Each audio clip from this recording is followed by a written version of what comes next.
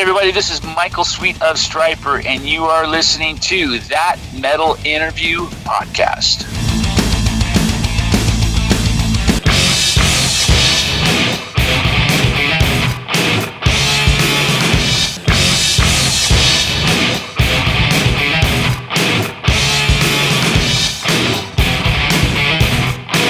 That Metal Interview.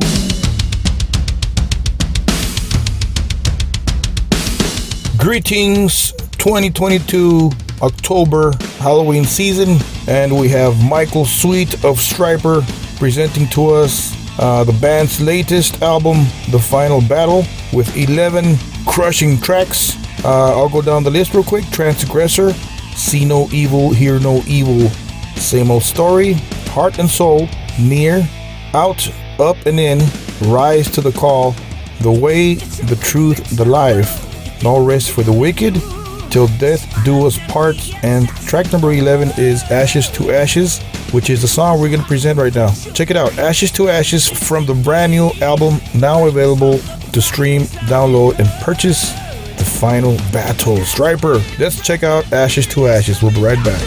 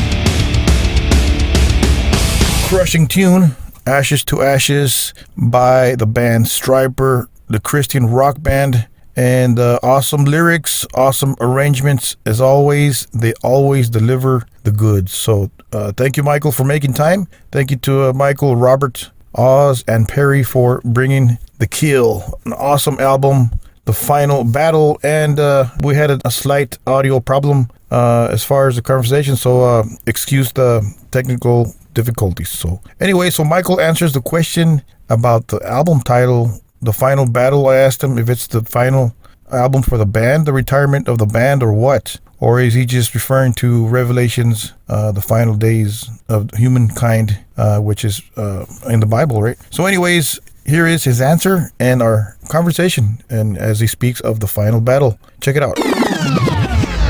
So what part of the world are you at right now? I know you guys are on tour, right? We're not on tour at the moment. We just got back from Bogota, Colombia. Okay. And we were over in Costa Rica, and we did some shows in Texas. Yeah. And we were gone for about 2 weeks, and we just got back a few days ago. Yeah, I saw the Costa Rica footage. You guys were streaming from there. I forgot where you guys were at, but yeah, cool. How was that tour in Colombia and Costa Rica? It was great. We had an amazing time, great turnout, sold out shows, and absolute incredible time there. High energy, just amazing. We can't wait to get back. Yeah, all the Central America, South America people are big rock fans, right? Huge. They have a big soul Really for that big. stuff. Yeah. Oh yeah, very passionate. There you go. Great people. And we had never been to Bogota before, so it was our first time there. And then Costa Rica, we hadn't been for 22 years, so it was very special. Wow. So new album, The Final Battle. Is this the end of STRYPER? Is that what it means? Or the end of the world? Or what are you talking about here? It's more or less about the Battle of Armageddon, which if you believe in the Word and the Bible, it's a story in the book of Revelation. It's talking about the return of Christ and a battle that will take place called the Battle of Armageddon. And it's pretty powerful and pretty scary when you read it. But that's what the imagery and the title portrays. It also can refer to the possibility that this is our final album. We're not saying that it is, but I've been telling people that we don't know what tomorrow brings. Tomorrow is not promised for any one of us. Yeah. And we just don't know if we'll be able to do another album. Oh, wow. So, but it's more so about the battle of Armageddon. Yeah. Yeah, I believe in God, and I'm not very familiar with the books and all that, but I know I've heard of the Revelations, you know. Is that the same thing, or? Well, it's out of the book of Revelation, the Battle of Armageddon. Yes. So back to the STRYPER retiring thing, that would be a sad day for us fans if you decide to hang your hat, you know. Well, it would be sad for us too, and I don't think that day's here yet. Yeah. But you know, obviously, we're all getting older, and I think that day's coming. You know, sooner than later. There's not a lot of years left for the band. You know, we're all in our 60s now. Yeah. We've been around for almost 40 years, so. Maybe we'll reach that 50-year anniversary. That would be amazing. That would be incredible. But I mean, someday, unfortunately, sadly, that will happen where we have to kind of hang our guitars up and say goodbye to the fans once and for all. So how about Keith Richards and Mick Jagger? They're in their 80s, I believe, and they're still out there. So I guess you do have some years in your belt. We do, but you gotta understand, with Keith Richards and Mick Jagger, they're the richest rock band in the world. Yeah. So they travel by private jets, often each guy in his own jet. You know, luxury hotels, limos. All they have to do is walk on stage and play, and that's it. They don't have to lug gear through airports at 3 a.m. and play 5 shows in a row. Yeah. Drive themselves in 3 minivans to shows night after night with 8-hour drives in between. You know, it's a little different. It's very different, yeah. So let's speak of the album cover. You guys on horses. Who came up with that concept? Awesome. Yeah, again, right out of the book of Revelation, Battle of Armageddon. It describes how Christ will look when he comes back. He'll be on a horse, and if you look at the imagery on that album cover, it's right out of the Book of Revelation, pretty much word for word. And then the other four horsemen are supposed to, basically represent the band.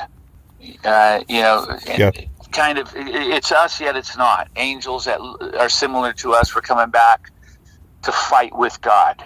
That's really the whole point. So we heard Transgressor, the same old story. Great songs, by the way. Thank you. What's the rest of the album like? Is there any ballads in there? I'm a balladeer. There is. There's a couple songs that are a little bit more pop metal, and then there's a ballad called Near. Really great, man. Really cool album. There's definitely a mix of styles. There's some more metal stuff. There's some straight ahead mid-tempo stuff.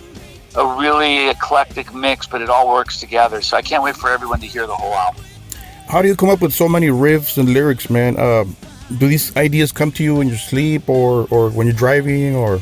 Sometimes in my sleep, but excuse me. Usually when I'm in my studio and I've got my guitar in my hands and I'm sitting there ready to work on a riff. That's when stuff starts coming. And I'll start with the riff and then come up with the groove that goes with that riff that feels right. And then once I have those two things, it's about a 2 to 4 hour process to finish the song. What's your favorite song on The Final Battle? Oh, man. There's a song called Near. That's why I need you to be here. That's why I need you to be here. That's why I need you to be anywhere but far away, my dear. It's a ballad. I love it. Really guitar-oriented power ballad. I'm a big fan of another song called Till Death Do Us Part.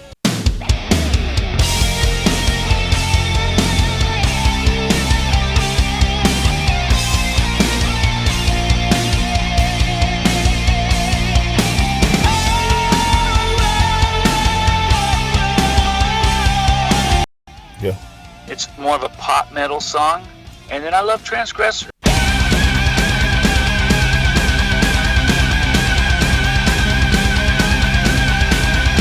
And Same Old Story, those two songs as well. So you guys are still relevant in 2022. I saw you guys are selling out venues and you're having to add dates and stuff like that. How does that feel to be to have a huge following in 2022?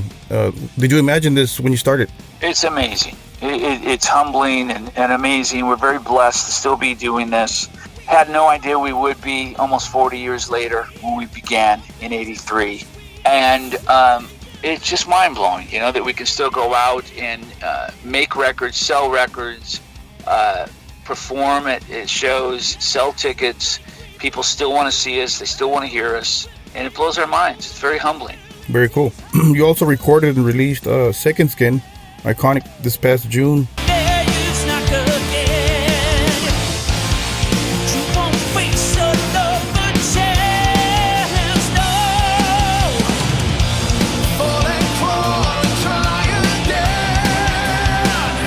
How was that experience working with those guys? And how did you guys write that? Email or did you guys those get guys together? Are they're all legendary, and the way it was written was Joel sent basic ideas of each song, and then I took those basic ideas and I completed them and arranged them and added some ideas of my own, and then we had the music, and that was sent to the label, and the producer for the label, Alessandro, wound up with the singer putting together the lyrics and the melodies. I sent a few melody ideas over to on my phone that got used.